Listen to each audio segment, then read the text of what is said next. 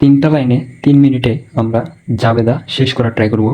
So আমাদের first যে লাইনটা একদম 1 নম্বর যেটা, সেটা হলো যদি সম্পদ এবং ব্যয় এই দুইটা যদি বাড়ে, মানে এই দুইটার অ্যামাউন্ট যদি প্লাস হয় তাহলে ডেবিট হবে, এবং যদি এই দুইটার অ্যামাউন্ট মাইনাস হয় তাহলে ক্রেডিট হবে।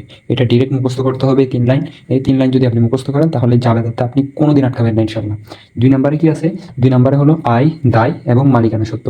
এই দুইটা যদি বাড়ে তাহলে ক্রেডিট হবে, এবং যদি কমে তাহলে ডেবিট হবে। এবং 3 নম্বরে কি আছে? বিপরীত হলে বিপরীত হবে।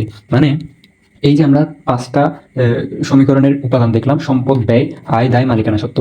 এই পাঁচটা যদি পারে তাহলে এগুলোর নর্মাল জাবেদা হবে, আর যদি এই 5টার কমে তাহলে এগুলোর নর্মাল জাবেদা হবে। কিন্তু এই 5টার কিছু বিপরীত হিসাব আছে। যেমন সম্পদের বিপরীত হিসাব কি?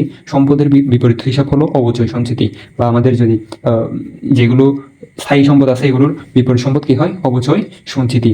এরপর মূলধনের, ধরেন মূলধনের বিপরীত হিসাব কি? মূলধনের বিপরীত হিসাব হলো উত্তোলন।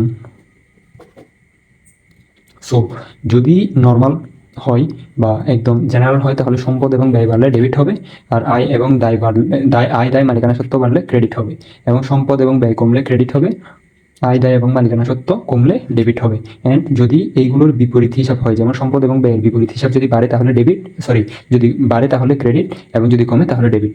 অন্যদিকে আয়, দায় এবং মালিকানা সত্ত্ব এই তিনটার বিপরীত হিসাব যদি বাড়ে তাহলে ডেবিট হবে, আর যদি কমে তাহলে ক্রেডিট হবে। তো আজকে এই পর্যন্তই। আসসালামু আলাইকুম।